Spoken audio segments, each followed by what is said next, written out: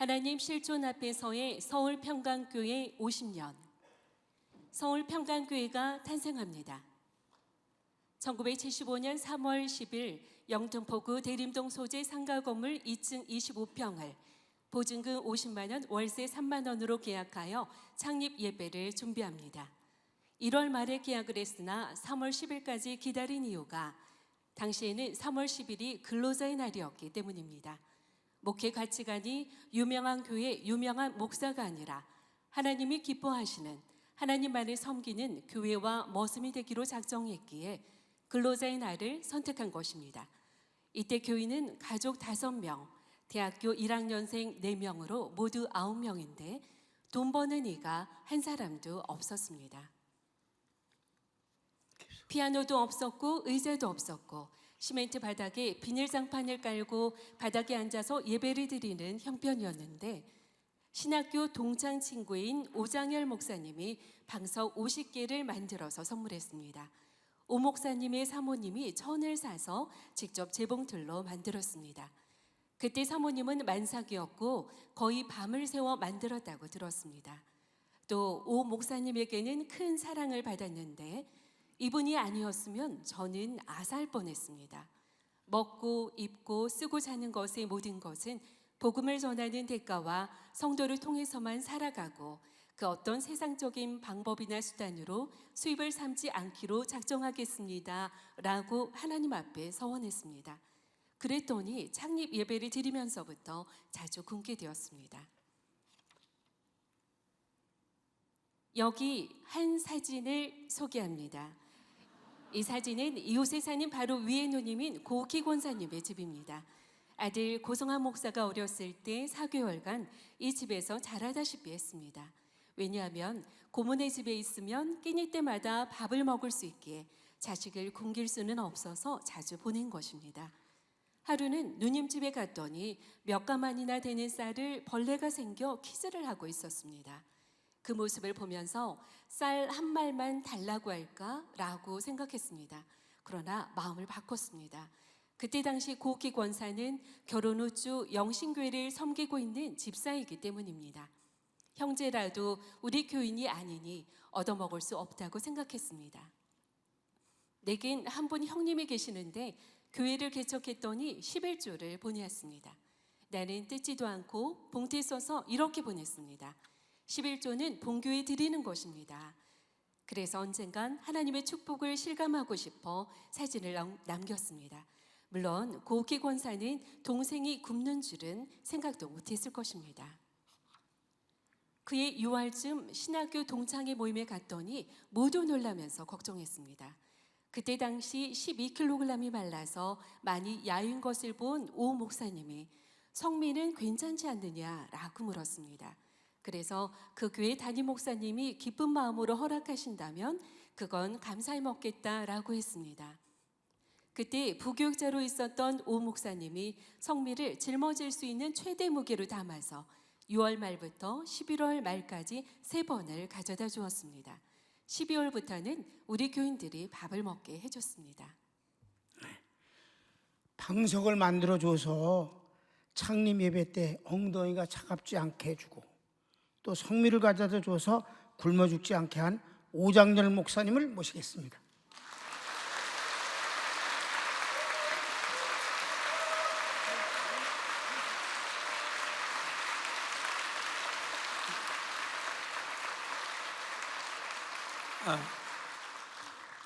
제가 조금 일찍 와가지고 여기 청년들이 뭐 인터뷰하지 뭘 역사적인 자료를 쓴다고 가서 한 15분 동안 이야기를 나에게 목사님에 대한 역사적인 이야기를 좀 해달라고 얘기하더라고요. 그래서 제가 무슨 얘기를 했을 줄 아냐면은 요새 유튜브에 보면은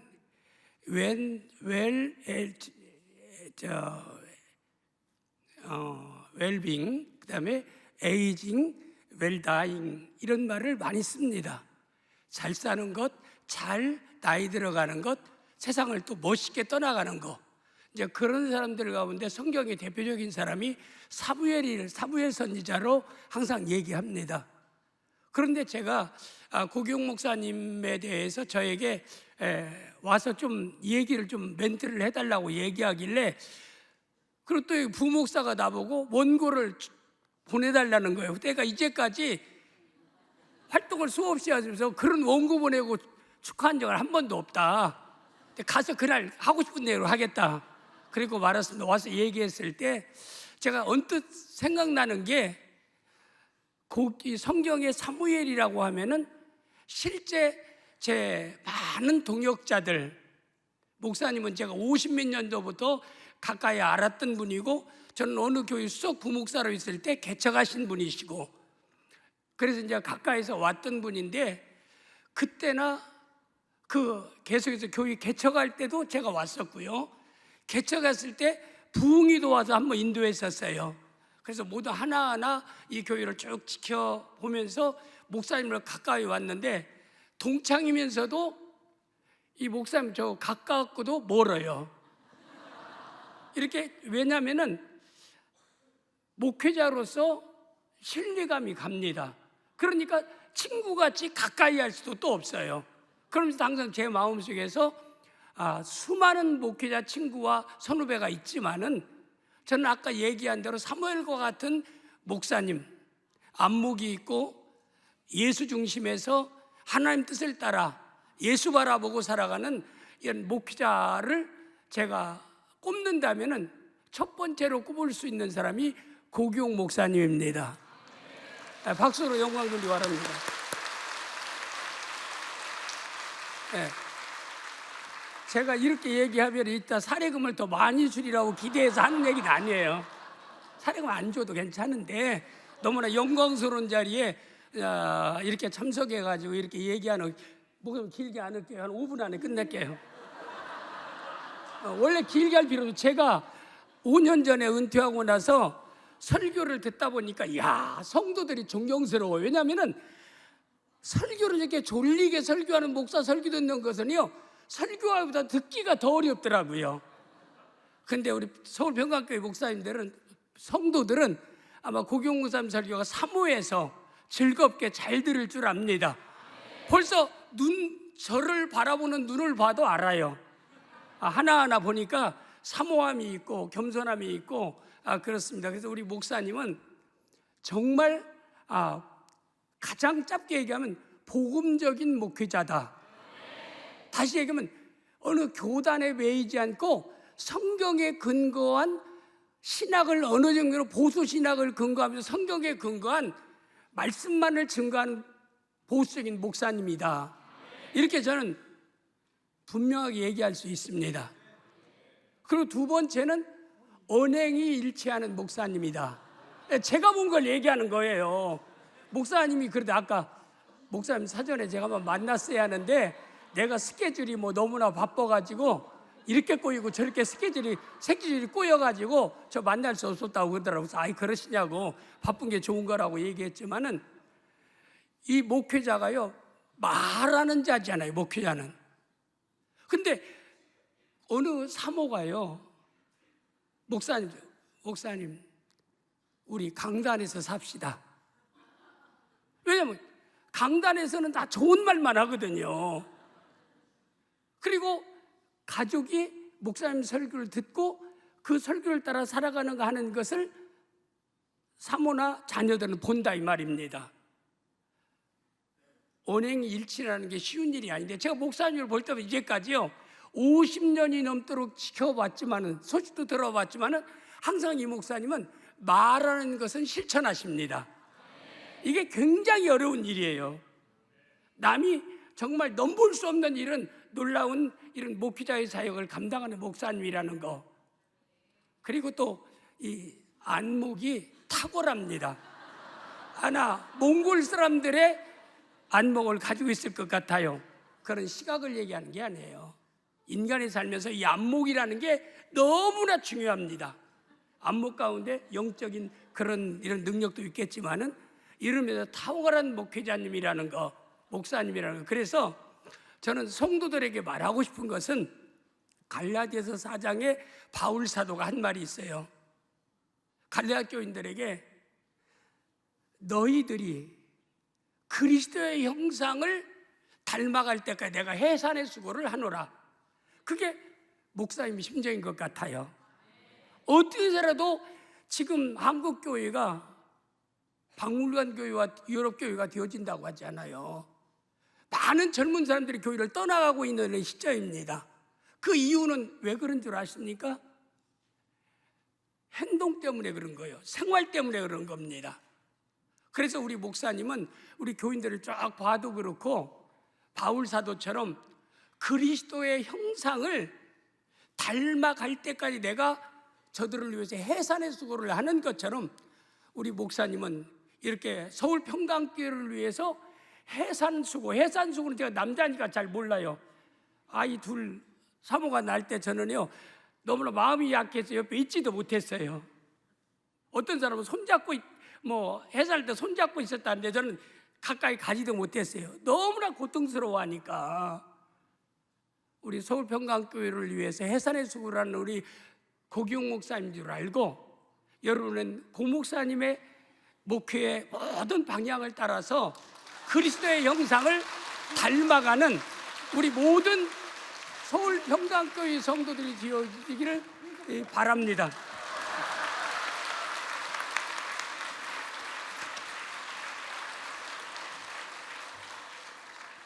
우리 조 목사님이 실수를 했는지 오 목사님이 실수를 했는지 모르지만 2분 이내예요. 우리 오 목사님이 너무 오래 해서 나머지 분들은 1분으로 줄이겠습니다. 첫 번째니까 실수도 있을 수 있는 거죠. 2번. 교회 개척 당시 1년간 신학교를 다녔습니다. 교회를 개척할 당시에 신학교 한 곳은 졸업을 했고 또 한 곳은 졸업반에 다니고 있었는데 그 양쪽 신학교를 같이 다닌 분이 있습니다. 박혜경 목사님입니다. 당시 차비도 궁색했습니다. 박 목사님이 두 정거장 전에서 버스를 타고 옵니다. 기다렸다가 박 목사님이 타고 있는 것을 확인하고 차에 오르면 박 목사님이 버스비를 내주며 학교를 다녔습니다. 그때 박혜경 목사님께 약속했습니다. 얼마 안 있으면 이 학교 졸업하니까 나 버스비를 대줘라. 그러면 너는 반드시 교수가 될 사람이니까 유학 갈 거 아니냐. 그때 내가 비행기표를 사줄게. 그렇게 신세를 졌는데 한 번은 박 목사님이 버스 가운데로 밀려 들어가 보질 못했고 버스가 출발할 때에서야 발견했지만 타긴 이미 늦었습니다. 버스 팻말을 붙잡고 하나님께 기도했습니다. 하나님, 돈 가지고 하나님 속썩이지 않을 테니 계산하지 않고 살게 해주세요. 이 내용을 반복해서 10분 이상을 기도했습니다. 그런데 몇 주 후 물주인 박혜경 목사님이 갑자기 입대해서 걸어 다녀야 할 형편이 되었습니다. 그래서 중고 자전거를 하나 구해 통학하는데 안양까지 고개가 3개라 너무 힘들었습니다. 버스 팻말을 붙잡고 기도한 후 2년 뒤부터 오늘날까지 하나님께서는 정말 계산하지 않고 살게 해 주셨습니다. 지금 그렇습니다. 박 목사님은 한국에서 박사학위까지 마치셨습니다. 그래서 비행기표 약속을 지키지 못했는데 오늘 박 목사님에게 비행기 값을 드리겠습니다. 액추와 백석신학대학원에서 조직신학, 특히 칼빈의 기독교 강요 강의는 최고입니다. 박혜경 목사님을 모십니다.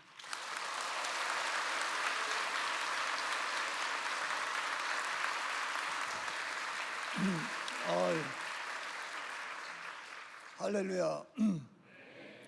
이 고목사님 말씀이 거꾸로 된 것 같은데 제가 버스 타면은 버스비 목사님이 냈는데 어떻게 반대로 말씀하시는 거야?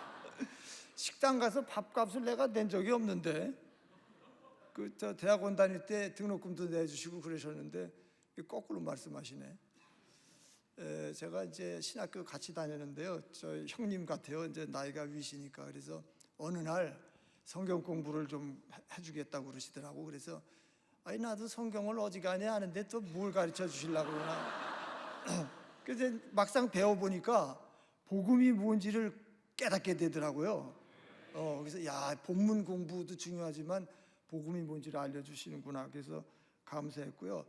제가 학생회 지도 전도사 할 때 자기네들끼리 싸워가지고 한 절반이 안 나오더라고요. 그래서 고민돼 가지고 목사님 이렇게 됐습니다 했더니 저는 혼날 줄 알았어요. 그 애들 관리도 못 하느냐고. 그래서 야단 맞게 생겼구나 그랬더니 전도사님 걱정하지 마세요. 내가 기도해 줄게 그러시더라고. 그래서 그럼 나도 기도해야 되겠다. 열심히 기도했더니 몇 주 지나니까 도로 다 나오더라고요. 그래서 이거 목회는 기도로 하는 거로구나. 그걸 깨달았습니다.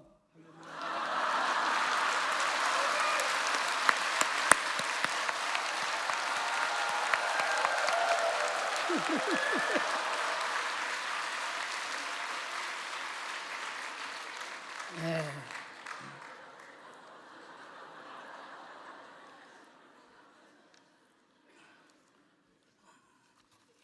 이게 왜 이렇게 엉망으로 되냐?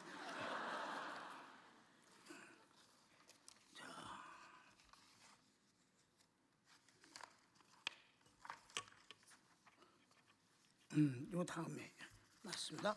자, 3번 1차 성전을 건축합니다. 개척 후 1년이 가까웠을 때 건물주가 전세로 바꿔달라고 요구했습니다. 200만 원을 줘야 되는데 그 돈은 정말 마련할 수 없었습니다. 하나님께서 11조를 가르치라고 응답을 주셨고 11조의 말씀을 전했을 때 한 집사가 밀린 11조 200만 원을 들여 전세가 해결되었습니다. 그리고 다음해 77년도에는 성전 건축을 위해 땅을 샀습니다. 전액 빚입니다. 하나님께서 위암 환자를 고쳐주시고 그 위암 환자가 마당 100평을 잘라서 드린 헌금으로 땅값의 빚을 갚고 건축이 시작되었습니다. 박혜경 목사님이 세대하고 우리 교회 부임했을 때 교회는 1차 성전 건축을 하고 있었습니다. 그때 건축 현장에서 일하던 저와 박 목사님의 모습입니다. 근사한 사진이 없어서 죄송합니다. 그다음 KBS 신우회 담임을 13년간 연임했습니다. 78년 3월 KBS 기독신우회로부터 초청받아 말씀을 전하게 되었습니다. KBS 회원들이 계속 요초청을 하여 그 후로는 담임이 되었습니다. 기독신우회에서 처음부터 끝까지 장기 집권하던 회장이 있습니다. 한동수 장로님입니다. 그때 당시 극동방송에서 주최하는 전국 복음성가 경연대회라는 것이 있었는데 해마다 세종문화회관에서 열렸습니다. 한동수 장로님이 당시 KBS 미술부장으로 근무했기 때문에 직원들과 함께 무대 배경을 만들어서 섬겼습니다. 극동방송 측에서는 너무 고마워했는데 대가를 받지 않으니까 뭔가를 갖고 싶다고 해서 KBS 기독신우회 담임 목사님이 극동방송에서 말씀을 전할 수 있겠습니까? 라고 하니 무조건 가능하다고 했습니다. 원하는 시간을 다 배치해 주겠다고 하면서 골든타임이 오전 시간이라며 권했습니다. 나는 이 내용을 듣고 감사하다고 하면서 젊은 나이에 무슨 인기를 바라겠느냐. 나는 선교 방송을 하고 싶다고 하여 새벽 5시에 하는 북한을 향한 선교 방송을 맡아서 21년간을 매일 방송했습니다. 우리 한동수 장로님은 저기 교회가 보이죠? 지금 서울 평강교회인데도 불구하고 옛날엔 그냥 평강교회예요. 그래서 저 평강교회라는 글씨를 한동수 장로님이 쓰신 겁니다. 지금도 사용하고 있습니다. 한동수 장로님을 모시겠습니다.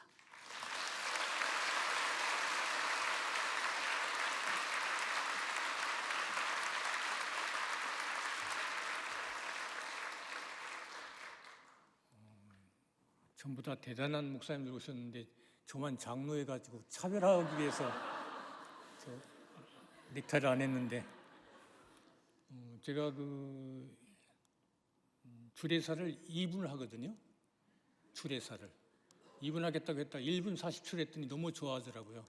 그래서 오늘 1분 안에 끝내야 되겠는데 하여튼 2분 지나면 조 목사님이 마이크를 끌치게 세가지고 하여튼 신우회 얘기를 제가 하지 않을 수 없는 것이 제가 KBS 입사해서 오늘까지 관련된 일을 56년째 하거든요. 제가 지금 82살인데 계속 이어져서 재단법인을 해가지고 하고 있는데 이 구 목사님을 제가 쭉 보니까 저하고 조금 공통점이 뭐냐면 저는 이제 오랫동안 지속적으로 일하는 분을 신실하다고 하는데 하나님한테 신실한 분이라고 생각을 하는데 지금 50주년이면 신년이잖아요. 이 교회를 지켜오셨고 또 KBS의 13년이면은 굉장히 긴 시간인데 그때 제가 10년 동안 목사님 말씀하신 거 이렇게 손으로 메모해가지고 그 다음에 복사해서 준 것을 지난주 말씀 초 그래가지고 주보라고 해서 나눠준 게 499주를 했어요. 별로 안 놀라시는데 말이 그렇지 500회를 한다는 건 굉장히 어려운 일이잖아요. 그리고 지금 목사님하고 저하고의 인연이 한 40년 됐는데 오늘 희연이 된 날 이렇게 이 자리에 서게 돼서 전 감개무량하고 이제 신우회에서 이제 제가 그 주보를 쓰면서 한 가지 굉장히 큰 수확이 뭐냐면은 목사님 말씀이 주가 하나님의 실존 앞에서 살으라고 그러거든요. 그거를 499주를 계속 쓰고 복사해 뒀으니까 그 말씀이 저한테는 완전히 체화가 됐어요. 그래서 저는 하나님하고 굉장히 친하거든요. 이제 기도도 그냥 아버지 하면 그분이 왜 그래? 라고 그러시기 때문에 그게 아주 몸에 배서 저한테는 얼마나 감사하고 행복하고 다행스러운지 모르는데 그거를 이제 어디 교회에서 예수 쉽게 믿는 법을 말씀해달라고 해서 한 100교회 정도 다녔거든요. 근데 지금도 저는 그냥 되게 편하게 82살인데 82살보다는 조금 적게 보이죠. 그래서 무슨 비결이 뭐냐고 그래서 철없이 살면 된다고. 네. 여러분도 철없이 살아서 나이보다는 조금 더 젊게 사시면 좋겠다는 생각이 들고 그 KBS 신우회 하면서 목사님이 큰 맥을 잡으셨는데 수요일만 빼고는 매일같이 모였어요. 언론사에서 그건 있을 수가 없는 일이에요. 수요일만 빼고 월은 별관, 화요일은 라디오 공개월서 기도, 수요일은 이제 본교회 가서 하고 목요일은 젊은 사람들 스터디 바이블 스터디, 그다음에 금요일은 나이 들은 사람들 바이블 스터디, 그리고 토요일 날 본관에서 본예배를 목사님이 주셨는데 그러다 보니까 KBS에서 일하는 사람들의 대부분이 중요한 역할을 하는 사람들이 기독 신우 회원이었어요. 그럴 수밖에 없는 것이 매일같이 그분하고 동행하는데 섣불리 일할 수가 없잖아요. 그래서 저도 지금 40년 동안 목사님하고 관계를 좀 얘기하려면 40분은 줘야 되는데 2분밖에 못 하게 해가지고 그래서 빨리 끝내야 되는데 뭘 한마디라도 더 끝내야 될까 걱정입니다. 그래서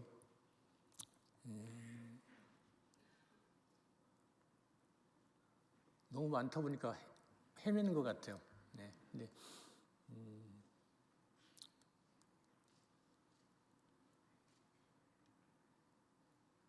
그 하나님하고 친밀한 관계를 갖는다는 것이 얼마나 귀한 일인가 하는 생각을 저는 고 목사님 말씀을 통해서 그것이 체화가 됐어요.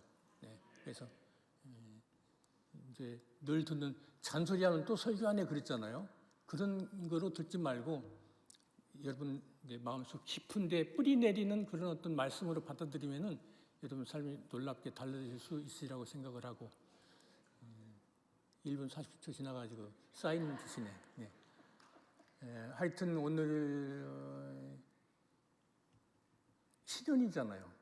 50년 되는 그 기쁜 해에 이 자리에 서게 돼서 너무나 감사하고 또 목사님께 제가 그렇게 살 수 있도록 말씀을 계속 주신 것 499 제가 조금 전에 나온 거 보니까 목사님 이임 예배 보니까 499인 것 같아요. 499번째 말씀을 저한테 전해주신 목사님께 깊은 감사를 드리고 물러가겠습니다.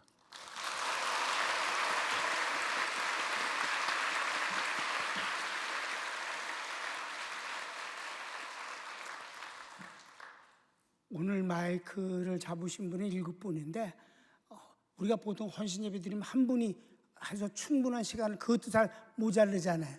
그러니까 개인적으로 뭐 감사하다고 그러고 사랑하는 그 관계 얘기는 얼마든지 할 수 있지만은 정해진 시간 때문에 잔인할 만큼 제가 그 다음 순서로 넘어가게 됩니다. 다음 횃불 선교회에서 30여 년간 복음을 전했습니다. 한남동 소재 횃불 선교회 초청을 받아 직원 조회 예배를 인도하는 것을 시작으로 부부 횃불에 전국 목사 사모 횃불에서 30여 년간 복음을 전하고 2012년 디아스포라 1회 대회를 끝으로 섬겼습니다. 최순영 장로님을 꼭 모시려고 그랬어요. 목회 말고 선교적 차원에서, 국내 선교적 차원에서 가장 오래 한 분이 우리 최순영 장로님과 한 이 횃불 선교회입니다. 정확하게 35년을 했습니다. 그런데 분명히 오셔야 될 분인데 이분은 또 그 김상문 목사님 후임으로 할렐루야 교회 담임 목사로 날 초빙을 했다가 내가 민망하리만큼 거절을 해서 섭섭해했던 분이기도 합니다. 그래도 뭐 우리는 사랑하는 관계입니다. 이번에 오시려고 그랬는데 그 부인 이영자 권사님 일주기 추모가 오늘입니다. 그래서 교회적으로 추모 예배를 드리기 때문에 못 오신다고 해서 모시질 못했습니다. 우리 호랩이 된 우리 최순영 장로님이 남은 삶이 건강하고 평안하기를 우리 멀리서 박수 한번 하겠습니다.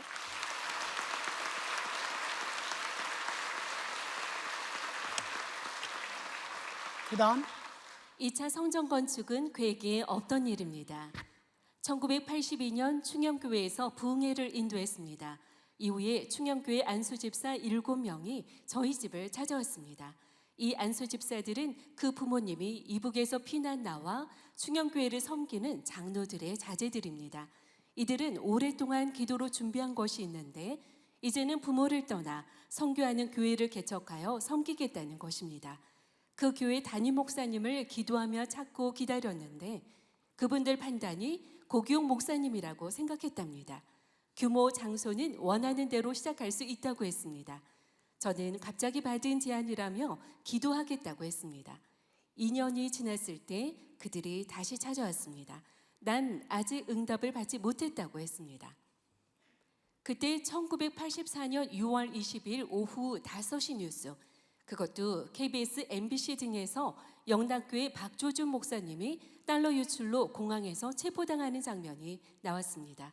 너무 충격이 컸습니다.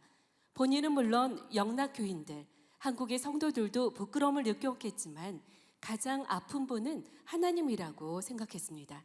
나는 그 저녁부터 금식 기도를 시작했고 주일까지 주님을 위해 해드릴 것이 무엇일까 고민했으나 할 수 있는 일이 없었습니다. 결국 하나님의 성전이나 지어드리자라고 작정하고 성도들에게 발표했습니다. 성도들은 어리둥절했습니다. 헌금할 시간이 없어 사모가 언니에게 부탁하니 은행 융자를 어깨에 줘 곧바로 공사를 시작했습니다. 증축이라서 어렵지는 않았습니다. 1985년도 11월 24일에 입당 예배를 드렸습니다.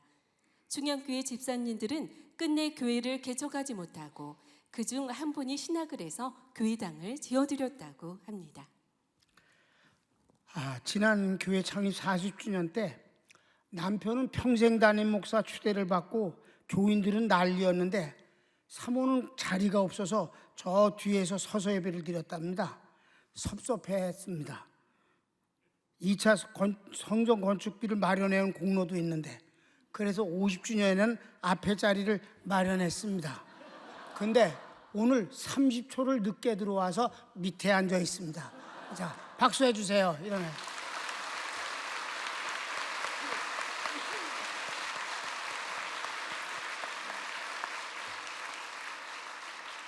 다음 3차 성전 건축은 하나님의 은혜가 아니면 불가능했습니다. 1995년 교회 창립 20주년을 맞아 3차 성전을 건축합니다. 교회당이 속한 대지 한 블럭을 다 구입하여서 더 이상은 확장할 수 없는 입장이라 마지막 건축이라는 마음으로 시작했습니다. 2가지만 소개합니다. 첫째는 건축이 잘 진행되던 중 1997년 나라 경제가 IMF로 넘어갑니다. 기초공사와 골격은 끝냈고 내부 공사와 시설이 남았는데 수입자재가 많았습니다. 800원 하던 달러가 1,500원으로 뛰었습니다. 건축회사가 부도가 나고 사장은 외국으로 피했습니다. 하청업체와 20%를 더 주고 마무리를 하기로 재계약했습니다. 공기도 늘어지고 비용도 터무니없이 올라 완공 때는 빚이 100억이 넘었습니다. 그래도 1998년 7월 4일에 입당 예배를 드렸습니다. 지하 4층, 지상 8층의 건물입니다. 당시 국내에서는 교회당 건축을 하다 어려움을 겪은 교회들이 많았습니다. 우리 교회도 감당하기에 너무 힘겨웠으나 하나님께서 세월을 통해 해결해 주셨습니다. 둘째는 아름다운 성전을 지어드린 것입니다. 1982년 히브리대에서 성서 지리학을 여름방학 4주 동안 매일 공부하는 프로그램이 있어 다녀왔습니다. 매우 유익했습니다. 예루살렘에 머물며 인상 깊은 모습을 보았는데 골든시티라 불리는 유대인촌으로 거대한 주거지입니다. 석양 때 햇볕을 받은 집들이 너무 아름답습니다. 그때 여러 번 하나님께 기도했습니다. 이 아름다운 돌로 교회당을 지으면 얼마나 좋을까요? 주님께서 밟고 다니시는 이 돌들로 짓고 싶습니다. 하나님께서는 15년 만에 응답을 주셔서 교회당 안과 밖을 베들레헴 돌로 지었습니다. 하나님의 은혜라는 것은 이스라엘의 돌을 수입한 예가 그동안 없었고 후에도 아직 없다는 것입니다. 다음 8. 평강교회 선교 사역을 보고합니다. 1987년부터 중국 선교로 시작했습니다. 친구 신영수 집사님의 소개로 홍콩에서 목회하시며 중국 선교에 전념하시는 김응삼 목사님을 만나 중국의 지하교회 성도들에게 복음을 전하고 삼자교회에서는 부흥회를 인도했습니다. 또 김응삼 목사님이 세우신 마카오의 신학교에서 정기적으로 강의했습니다. 교회에서 강의실을 위해 아파트를 사들였습니다. 이런 가운데 중국 내 교회를 꼭 세우고 싶어 하시는 김응삼 목사님의 소원을 들어주신 분이 있습니다. 이분은 나의 소중한 친구 김진만 장로님입니다.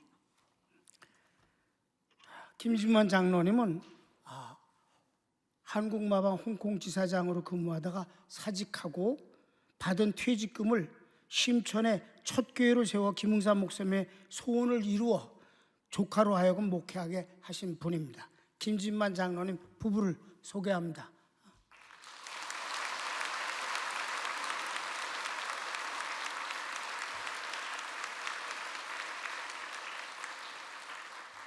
김응삼 목사님이 돌아가실 때 유언을 남기셨습니다.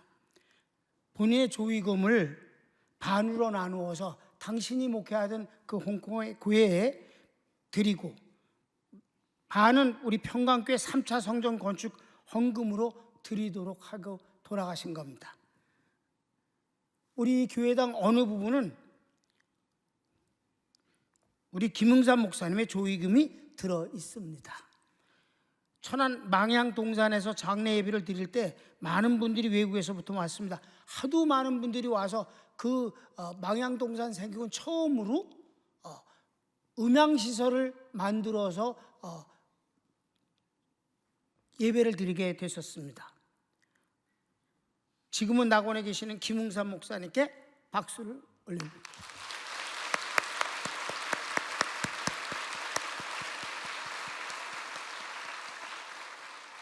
또 한 분을 소개합니다. 홍콩 한인교회 이하영 장로님입니다.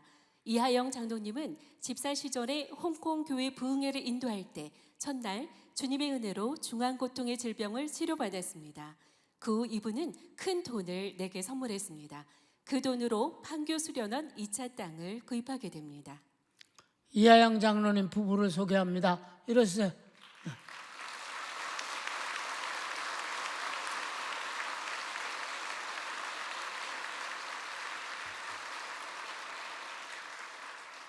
다음 평강교회 선교에서 빼놓을 수 없는 분은 처음부터 끝까지 함께 하시고 평강교회에서 선교사로 임직받으신 분입니다. 중국 선교는 물론 직접 북한에 오가며 북한의 모든 노인들에게 돋보기를 선물하고 2,700명의 고아들을 돌보고 평양에서 대학을 나온 여자 청년들도 예수님의 성화를 순화 제작하는 사업을 벌려 선교하신 분입니다. 우리 교회 파송 선교사님이죠. 신영 선교사님 내외를 소개합니다.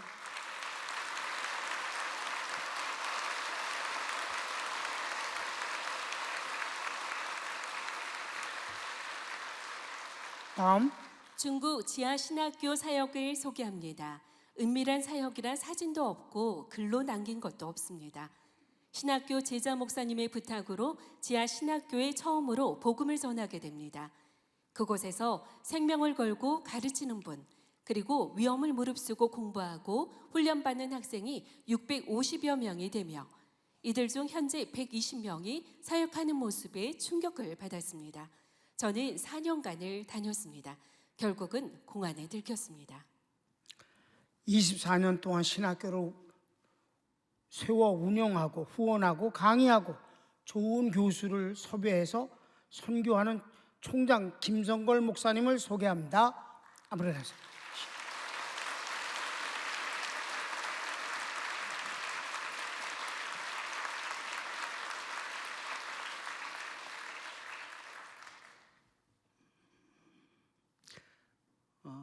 목사님, 제 은사님이십니다. 은사님 목회 50년, 그 영화로운 자리에 초청받아서 저한테는 말할 수 없는 영광입니다. 그 수많은 신학생들, 제자들이 있지만은 제 마음속에는 한 번도 불러보지도 않았지만, 그리고 대접도 안 해드렸지만, 엘리사가 엘리야를 향하여 내 아버지여, 내 아버지여 했던 것처럼 제 마음속에 신앙의 아버지로 계신 분이 우리 은사님이십니다. 이 자리 모세도 감당하지 못했고 다윗도 감당하지 못했고 솔로몬도 감당하지 못했고 세례 요한도 감당하지 못한 그 위대한 50년 사역, 제 은사님이라서 정말로 감사하고 고맙습니다.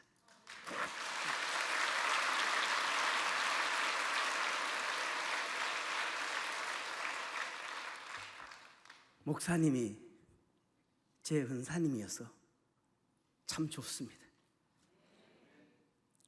목사님이 제 선배여서 참 좋습니다. 목사님이 한 번도 저는 전화드리고 안부 전화 한 번도 안 드렸지만 끊임없이 아껴주시고 사랑해 주셔서 정말 감사하고, 정말로 목사님이 제 선배로서 감사하고 은사로서 감사하고, 정말 하나님 앞에서 귀한 목사님이어서 정말로 고맙습니다. 제가 미국에서 5년을 공부하고 한국에 돌아왔습니다. 부교육자 생활을 하려고 돌아왔는데 기도 중에 하나님 응답하셔서 개척하게 하셨습니다. 목사님은 25평의 개척을 하셨는데 저는 분양평수 45평 월세를 얻었습니다. 500만 원은 제 아내가 빌려와서 계약금 주고 500만 원은 또 빌려서 인테리어를 하고 목사님에게 보고를 드렸습니다. 목사님, 개척했습니다. 그리고 어떻게 개척했는데 어떤데? 예, 목사님 이렇게 해서 월세는 290 정도 나가고 뭐는 이렇게 이랬습니다. 우리 목사님 아시잖아요. 이러면서 말씀하시는 거. 입을 이러시면서 하시는 말씀. 주님이 많이 주셔야 되겠구만. 주님이 많이 주셔야 되겠구만. 그 말이 제한테는 필터링이 되어서 해오리처럼 가슴에 박혔습니다. 주님이 많이 주시겠구나. 목사님한테는 성교금 이름도 못 받았습니다.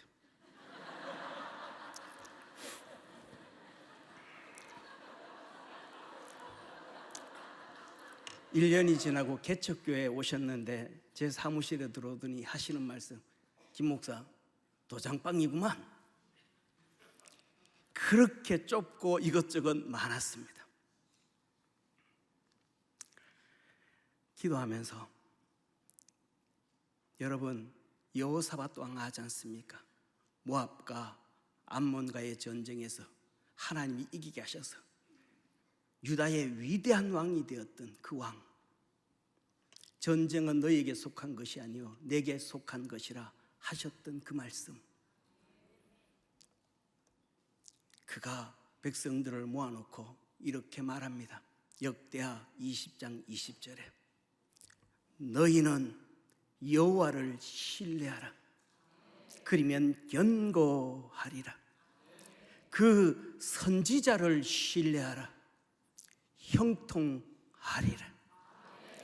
개척해서 들려주셨던, 이루시면서 주님이 많이 주셔야 되겠구만 하셨던 그 말씀이 제 마음속에 아로새겨지고, 그 말씀이 의지되어서 지금까지 오면서 또 선교하면서 수많은 어려움도 있었고 힘든 일도 있었고 지금도 그렇지만은 저는 마음이 든든합니다. 그 선지자를 신뢰하라, 형통하리라고 하셨던 그 말씀이 제 목회하는 마지막까지도 하나님의 말씀으로, 주님의 말씀으로 들려오고 지금도 있습니다.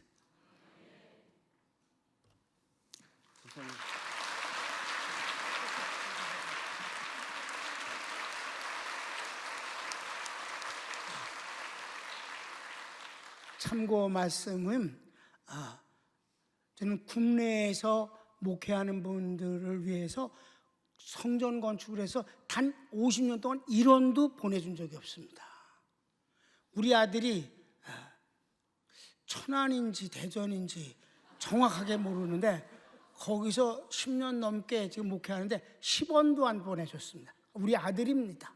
가보지도 않았습니다. 아들이라 더욱 안 갔습니다. 선교지에는 교회를 12군데를 세웠습니다. 교회를. 선교와 목회를 지원하는 건 다른 것입니다. 목회는 그 교회에 걸맞게 그 교인들이 세우는 것입니다. 그래서 안 도와주는 거예요. 김정은 목사 섭섭해하면 안 돼. 김성걸 목사님이 그래도 개척 10원도 안 주는데도 불구하고 분당 평가교회라고 이름 지었습니다. 그리고 그 지하교회는 마침내 공안에 들켰습니다. 들켜서 내가 다음 주에 갈기로 돼 있는데 그 전주에 들켰어요. 그래갖고 많은 분들이 잡혀가서 곤욕을 치렀습니다. 마침 처음 가서 강의했던 분 가운데서 이제 이미 작고하신 분인데 그분이 나하고 잘 아는 사이예요. 그분이 잡혀갔어요. 그리고 이분은 처음에 갔으니까 당당하게 얘기하고 나는 그럼 목사다. 근데 이미 원로 목사라서 여기 여행 왔다가 여기 사장님하고 잘 아니까 여기 공장에 들렸다가 목사가 뭐 하겠는가? 말씀 전하고 기도해 주는 건 당연한 것. 그럼 이 중국엔 종교 자유가 없냐? 막 이래 따지니까 뭐 더 이상 괴롭히지 못하고 한 3일 했나? 저녁에 잡혀가셨다가 아침에 그 다음날 밤새 하고 쫓겨나는데 거기서 재미있는 얘기를 했어요. 당신 고경 목사 아냐? 그러니까 잘 안다고 신학교에서 같이 강의했다고 그러니까 이분이 가만히 있어야 되니 그분이 여기 메인이다. 참 사람이 왜 그래? 그랬더니 우리가 다 안다고 그러더래. 벌써 그 고경 목사 다 안다고 여기 자동차도 사주고 그런 거 다 안다. 뭐 이런 얘기를 쭉 나열을 하는 거예요. 그래갖고 이제 그거 끝났는데 그래서 김성걸 목사님하고 나하고는 중국 블랙리스트라서 이제 절대 중국 못 갑니다. 그래도 지금 멀리서나마 여전히 선교를 하고 있습니다. 자세한 얘기는 비밀이니까 할 수가 없어요. 자, 이 얘기가 길어졌네. 그다음 마지막 소개되는 선교는 세계 선교신학연구원 제자훈련입니다. 2012년 2월 아세아연합신학대학원에서 그 학교 출신 선교사님들에게 공부할 기회를 주어 선교학 박사과정을 시작합니다. 홍콩에서 모였는데 세계 각국에서 40여 명이 등록했습니다. 제가 첫 강의를 담당했습니다. 그런데 선교사님들의 형편이 쉽지 않아 박사 학위 과정은 계속되지 못했습니다. 그래서 학위 과정은 그만두고 돌아가며 복음을 공부했습니다. 많은 선교사님들이 함께 공부하기를 원해서 2016년 12월에 시작한 제자훈련이 다음해 2017년에는 14나라 16곳에 600명의 선교사님들이 제자가 됩니다. 오늘 10시 예배 때 우리 109명의 권사 안수사를 임직했습니다. 이 오늘 아침 10시 예배의 모습입니다. 그래서 임직을 했는데 세신년 선교사 각 나라 그중에 회장님들 15분이 이번에 오셔서 이 109명을 안수함으로 임직하게 됐습니다. 우리 세신년 회장님들 다 일어나요? 사모님들도 같이 일어나요. 자, 이제 인사하십시오. 뒤돌아서서 교인들에게도 인사하십시오.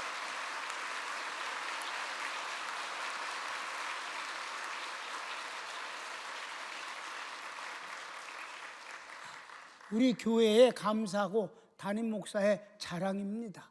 마지막에 이렇게 선교할 수 있는 기회를 주셔서 그리고 또 회장님들이 열심히 잘 협력해서 너무 감사합니다.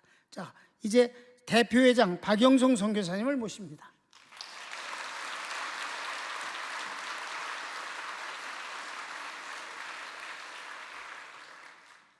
세계선교신학연구원 600여 명의 제자들을 대신해서 축하 메시지를 전하게 되어 기쁘고 감사드립니다. 우리 세계선교신학연구원은 제자들은 스승님이신 고기영 목사님을 만남으로 삶의 목적과 선교 사역의 방향성이 올바르게 정립되는 축복을 받았습니다. 제자들은 스승님의 가르침에 따라 성령의 사람, 복음의 사람이 되어 하나님과 선교지에 이익을 남기는 제자들이 되었습니다. 특히 평강교회의 아낌없는 지원으로 제자들이 목사 가운을 착용하게 되었고, 교회마다 성가대를 조직하여 성도들로 하여금 하나님을 하나님되게 섬기고 예배를 예배답게, 성도를 성도답게 양육하여 사역지마다 부흥하고 자립 성장하는 예배의 혁명을 일으켰습니다.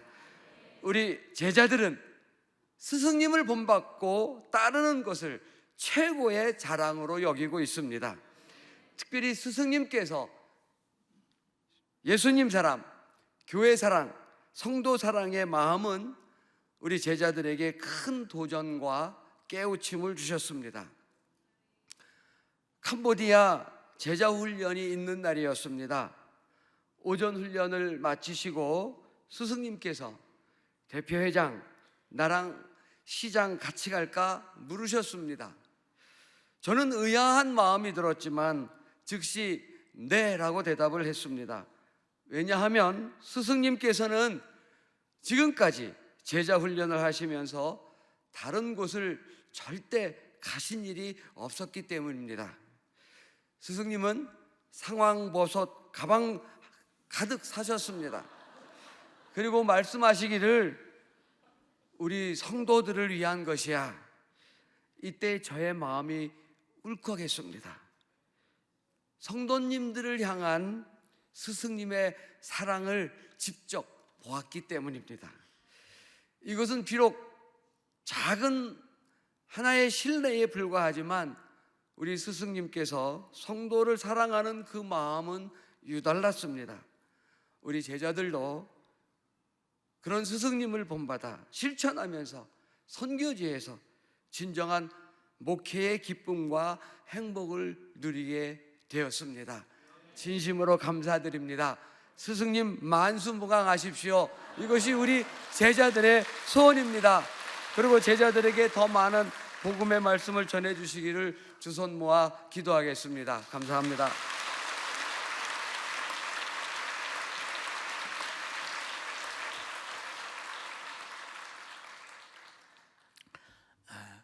이제 선교에 관한 것이 마무리되면서 오늘 모시지 못한 10년 동안 매월 월요일 날이면 가서 만났던 일본 도쿄의 목회자연합회, 신학교 교수연합회에 대한 그 세미나의 분들, 또 유럽 코스트, 아프리카 선교회, 지금은 없어진 중동 선교회 등등 잊을 수 없는 많은 분들에게 이 시간 그저 감사의 표현을 하겠습니다. 모시지 못해서 죄송합니다. 박수합시다.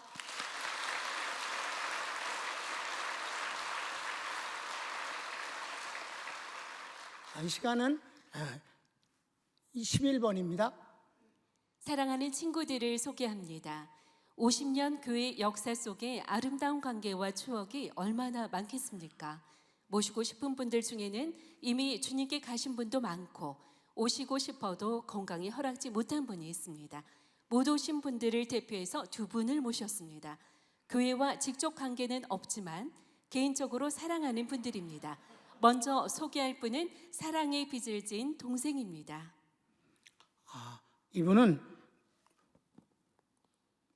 이번 전화를 통해서 알았는데 두 번이나 아주 큰일을 낼 뻔했는데 하나님께서 저를 사랑하셔서 살려주심으로 이분께 건강케 하셨습니다. 건강케 되었습니다.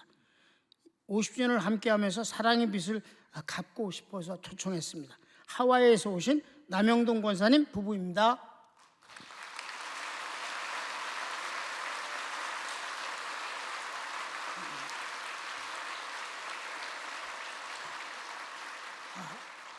아까 여러분들이 보신 일본도가 내가 남영동 권사님한테 선물을 받은 건데 내가 그걸 가지고 온다고 그래서 2분 넘으면 그 칼을 사용하겠다고. 근데 사용하지 않아서 참으로 다행이라고 생각합니다.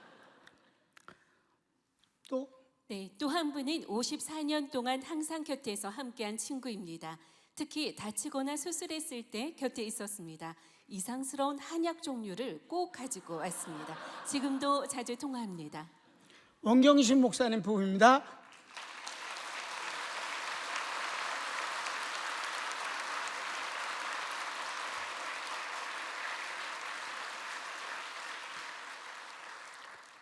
자랑스러운 제자들을 소개합니다. 마지막 부분입니다. 예. 30년 넘게 신학교에서 제자들을 만났는데 귀한 분들이 많지만 가장 아끼고 사랑하는 두 분 목사님을 오늘 초청했습니다. 첫째 분은 여러분이 너무 잘 아시는 목사님입니다. 신학대학원에서 강의하시고 신학대학원 원장을 역임하시고 목회도 모범적으로 하시는 분인데 우리 평강교회 부교역자 출신입니다. 유충근 목사님을 모시겠습니다.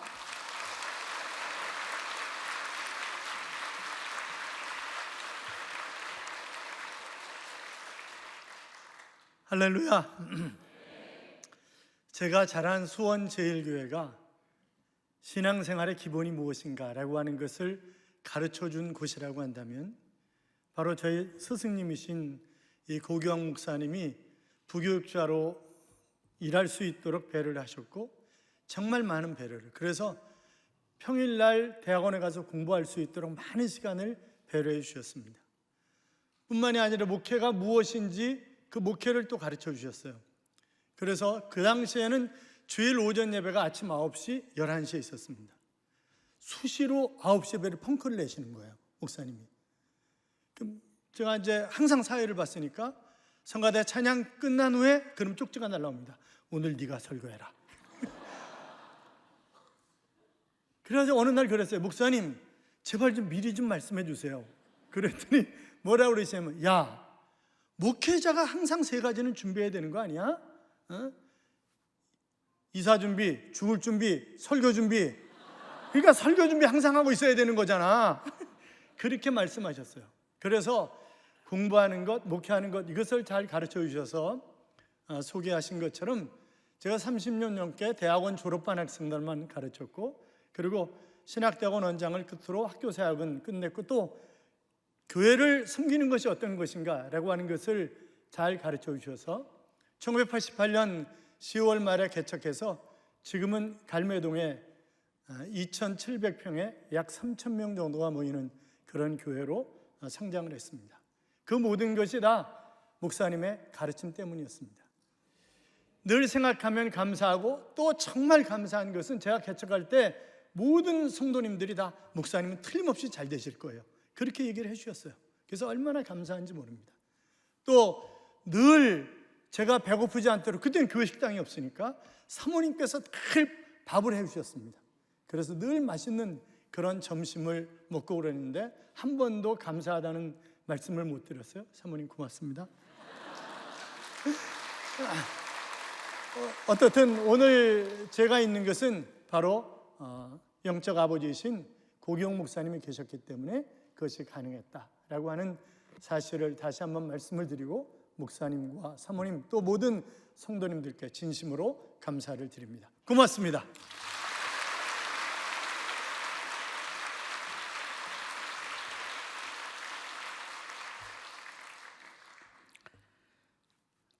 두 번째 분은 선교사님입니다. 도미니카 공화국에 귀화하시고 하나님의 응답과 권능으로 태풍을 수백 번 막은 분이며 천주교만 종식 종교로 인정하던 헌법을 기독교도 공식 종교로 개정하는 것에 주도적인 역할을 했습니다. 도미니카 국가를 부강케 변화시키는 일을 지금도 하고 있습니다. 최강규 선교사님입니다. 모시겠습니다.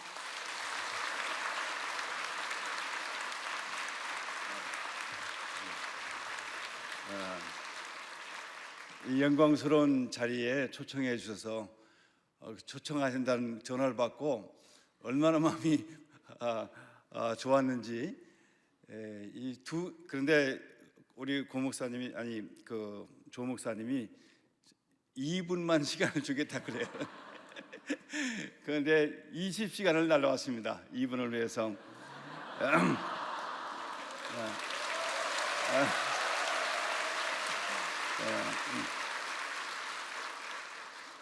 마음속에 존경하는 분이 있다는 것, 그리고 사랑하고 그러면서도 부러워하는 분이 있다는 것은 큰 축복이죠. 43년 전 우리 신학교 첫 학기 때 고린도전서 교실에서 스승과 제자로 우리 고 목사님을 만났습니다. 그리고 우리 주임 고 목사님께서 지난 40년 동안 정말 분에 넘치도록 저를 사랑해 주셨습니다. 1993년 제가 도미니카 가고 5년 지난 다음 첫 안식년을 나왔습니다. 그때 우리 중 목사님하고 같이 우리 고 목사님을 찾아뵀습니다. 그랬더니 반갑게 맞이해 주시면서 아니 최 목사 지금 날씨가 이렇게 추운데 그 복장이 뭐야?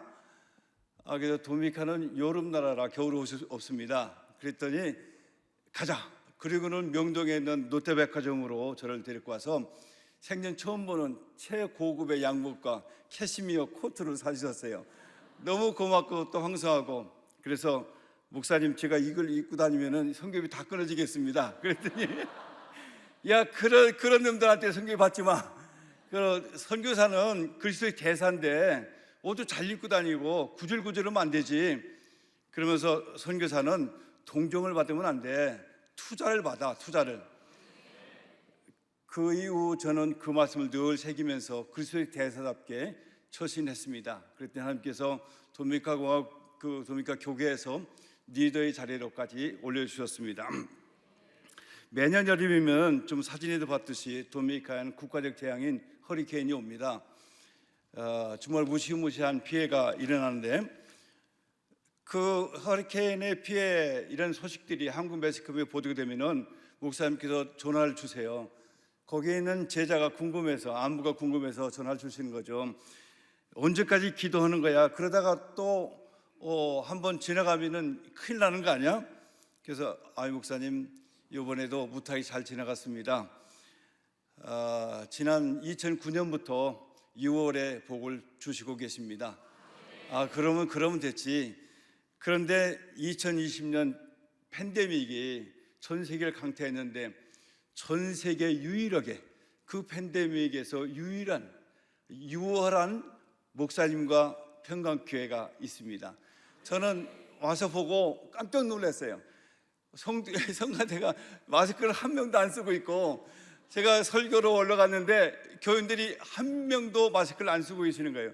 저도 저 부분만 썼다가 부끄러워서 얼른 마스크를 벗고 설교를 했는데 얼마나 자랑스럽고 이게 정말 하나님께 주신 특별한 6월의 축복을 이 시대에 경험한 우리 목사님. 그래서 어디 가기만 하면 이 간증을 하고 있습니다. 여러분 50주년 이 귀한 목사님과 함께 지나면서 다시 한번 축하를 드리고 세월이 갈수록 더욱 원숙한 영적 지도자로 교인들과 후배들의 존경을 받는 고 목사님이 제 스승님이라는 것이 너무 감사하고 감사합니다. 목사님 존경하고 사랑합니다.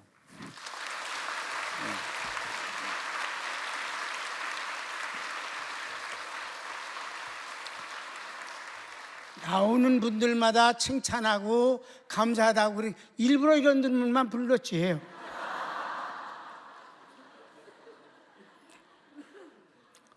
우리나라 초대 선교사 중에 언더우드 아펜젤러 목사님들이 교육과 의료적인 면에서 정말 많은 착한 일들을 하고 이익을 남겼습니다.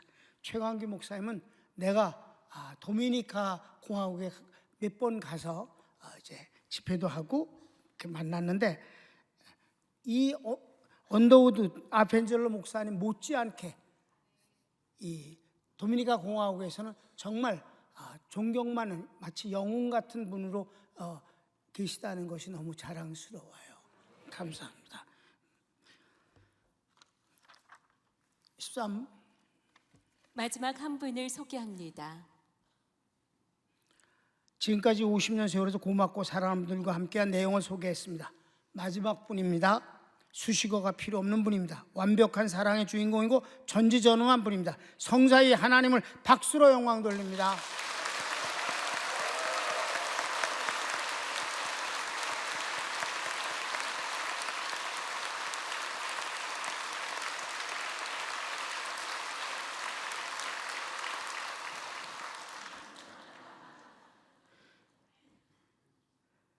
주님이 평강교회 주신 은혜와 축복을 어찌다 헤아리겠습니까?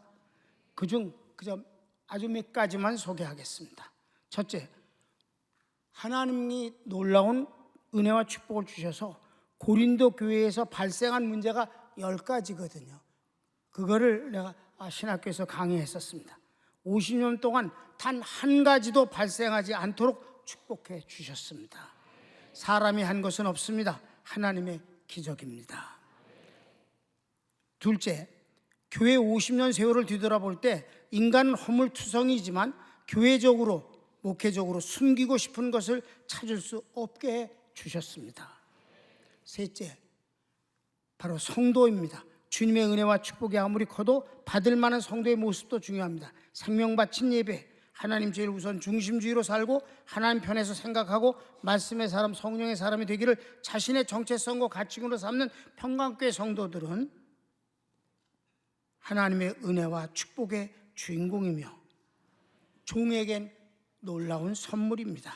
하나님께 감사와 영광을 돌리며 성도들에게 칭찬과 고마움을 드립니다. 박수합시다.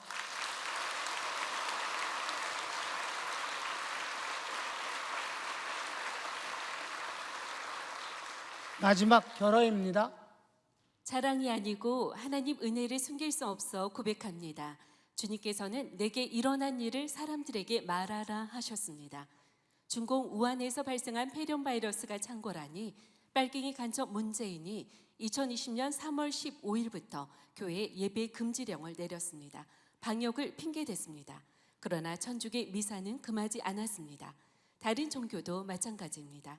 콩나물 시루 같은 지하철도 허락하고 사람으로 가득한 백화점도 간섭하지 않았습니다. 오직 기독교 예배만 강력히 단속했습니다.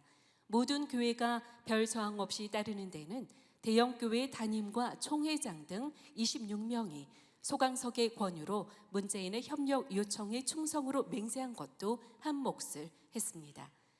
우리 교회는 방역 대책과 예배에 관한 9가지 규정을 만들어 실천했습니다.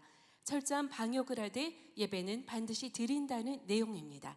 거기에는 6.25 전쟁 중에도 예배는 중단되지 않았음을 담았습니다. 처음 예배를 이원화하겠다고 성도들에게 알렸습니다. 교회에 참석해서 예배를 드리는 것과 영상으로 대체하는 것입니다. 개인 선택에 맡겼습니다. 놀라운 현상은 성도들이 모두 교회에 출석하여 예배를 드린 것입니다. 영상 예배란 말을 하는데 그것은 예배가 아닙니다. 예배는 모인 사람들, 즉 교회와 하나님이 만나는 것입니다. 예배를 드리니 민원이 발생하고 언론, 경찰, 구청, 시청 공무원이 계속 찾아오고 협박했습니다. 인터넷 신문 한겨레, 경향 등에서 우리 교회를 비난했습니다. 절대 굴하지 않았습니다. 그들이 담임 목사를 만나자고 할 때마다 교회 대변인으로 세운 김태경 안수집사가 같은 말로 대답합니다. 구속영장을 가지고 오거나 문재인이 직접 오라 하십니다. 그들은 그렇게 하지 못했습니다. 교회와 예배를 감시하러 오는 기관사에서 마음고생을 많이 한 우리 김태경 안수집사님 오늘 빌어서 칭찬합니다. 이랬어요. 박수 좀 해주세요.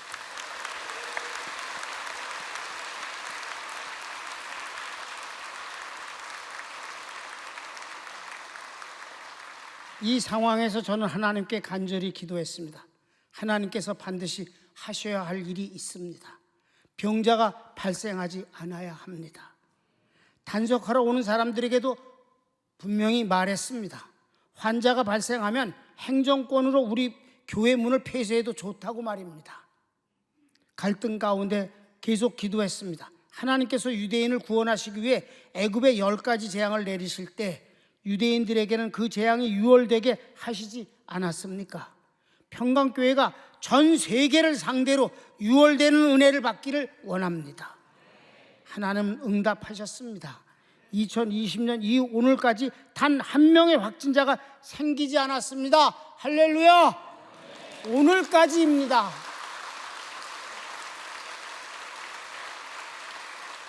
이것은 어디에서도 찾을 수 없는 기적입니다. 하나님만이 하신 일입니다. 교회 유월은 전염병에 그치지 않았습니다. 교회 재정도 45년 동안에 예배를 중지시킨 2020년 결산이 가장 많았습니다. 바로 시작된 그 해입니다.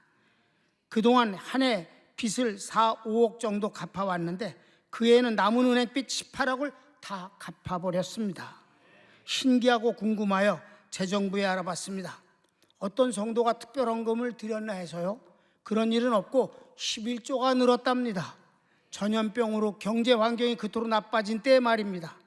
그리고 팬데믹 기간 동안 파이프 오르간을 설치하고 설악산 수련회는 아름다운 소나무 수목을 소유한 안식처를 지었습니다. 다시 하나님 앞에 감사와 영광을 돌립니다. 박수.